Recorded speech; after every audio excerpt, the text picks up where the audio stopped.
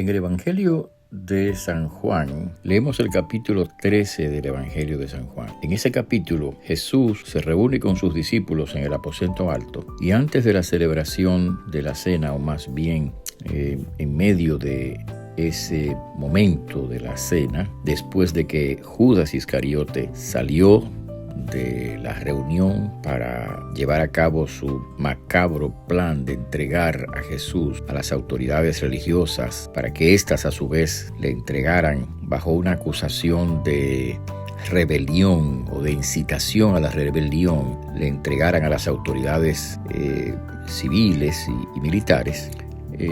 Antes de todo ese proceso, Jesús se reúne con sus discípulos en el aposento alto y hay varios relatos acerca de lo que ocurre en ese lugar. Algunas de las narraciones se encuentran solamente en los evangelios de Marcos, Mateo y Lucas, y hay otras narraciones que solamente se hallan en el evangelio de San Juan. Como hemos comentado antes, hay eventos de la vida de Jesús que están narrados en los 4 evangelios. Hay otros eventos de la vida de Jesús que solamente los narra Juan, otros eventos que solamente los narra Mateo, Marcos y Lucas, y hay otros eventos que solo lo narra uno de esos 3 evangelistas. Obviamente porque la vida de Jesús fue tan rica, tan amplia en experiencias, en no solamente dichos, sino en milagros, en actividades, en fin, que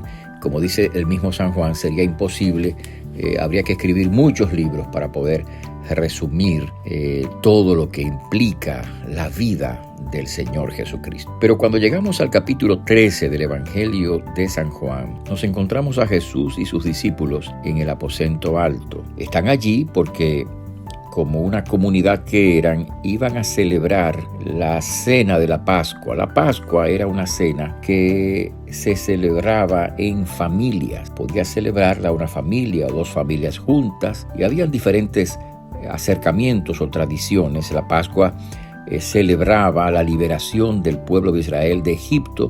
Usualmente se comía un cordero, se mataba un cordero, y en fin, había alrededor todo un ceremonial que cada familia llevaba a cabo junto con otra familia, y esta era una observación muy importante. Lo sigue siendo todavía en el día de hoy dentro del judaísmo. Bueno, ese es el momento en que Jesús y sus discípulos se reúnen como una comunidad que eran para celebrar entre ellos la Pascua, y en ese momento Jesús pronuncia unas palabras que luego vamos a meditar en ellas. Pero antes de eso, Jesús realiza un acto extraordinariamente sorprendente y sorpresivo. Es decir, sorprende a los discípulos con lo que hizo, y es sorprendente para todas las generaciones, precisamente por el contenido de ese acto, de ese gesto.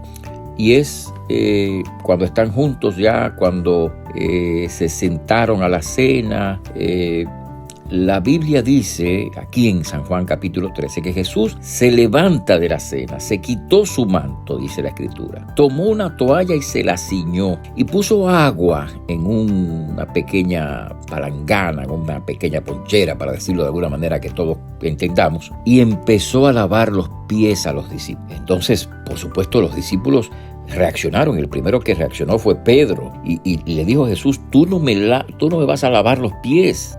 Y Jesús le contestó: lo que yo hago tú no lo comprendes ahora, mas lo entenderás después. Y efectivamente así es como funcionan las cosas en la vida nuestra. Y Jesús le dice entonces a Pedro: si no te lavo no tendrás parte conmigo. Y Pedro le dice: bueno, pues adelante. Pero a donde quiero llegar, hermanos, amigos, es a las palabras del Señor Jesucristo. Cuando Él lava los pies de los discípulos, Jesús le dice a ellos: les he dado un ejemplo para que como yo os he hecho, vosotros también hagáis. Y le dice que el siervo, el servidor, no es mayor que su Señor, ni el enviado mayor que el que lo envió.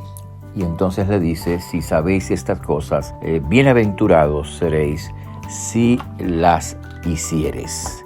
Jesús le dijo: yo soy el Maestro y el Señor, y he hecho esto, y si yo lo he hecho, ustedes también deben hacerlo. También debéis lavaros los pies los unos a los otros. Y de nuevo le dice, si sabéis estas cosas, bienaventurados seréis si las hiciereis. Estas palabras y este gesto y este acto han pasado a la historia de la revelación en el Evangelio como un ejemplo. El problema ha sido que algunos han convertido esto en un ritual. Y digo que es el problema porque la intención de Jesús evidentemente no era establecer un rito. No hay ninguna señal en las palabras de Jesús de que Él estaba estableciendo un rito, sino que cuando Él dice, ejemplo les he dado, para que como yo os he hecho, vosotros también hagáis, está hablando no del rito en sí mismo, sino que está hablando del acto del humilde servicio a los demás.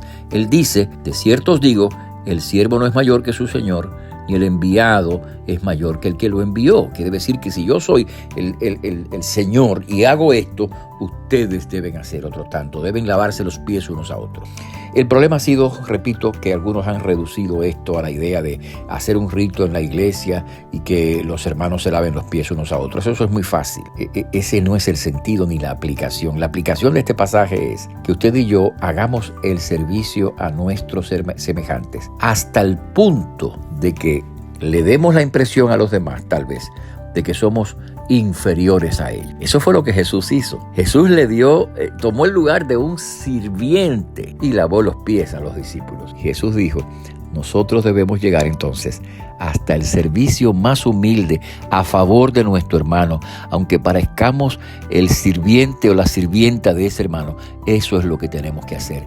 Tenemos que servirle. Es muy fácil hacer un rito en la iglesia y lavarse los pies en la iglesia y estar con un corazón lleno de soberbia y de arrogancia y de orgullo. Eso no tiene ningún valor ni tiene ninguna aprobación delante de Dios.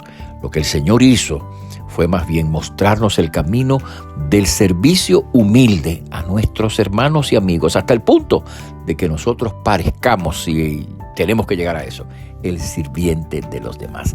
Eso es lo que Jesús dijo y eso es lo que tal vez es un poquito más difícil de asimilar, pero esa es la idea y ese es el modelo. Ejemplo les he dado para que como yo he hecho, ustedes también hagan. Así que mi hermano, piensa si tú estás dispuesto a ayudar y servir a los demás hasta el punto de que parezcas tú el sirviente de los demás.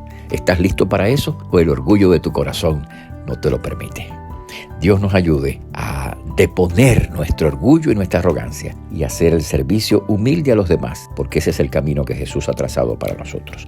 Que Dios te bendiga, que Dios nos bendiga. Les habló el pastor Freddy Noble, pastor de la Primera Iglesia Bautista Hispana de Manhattan. Dios les bendiga.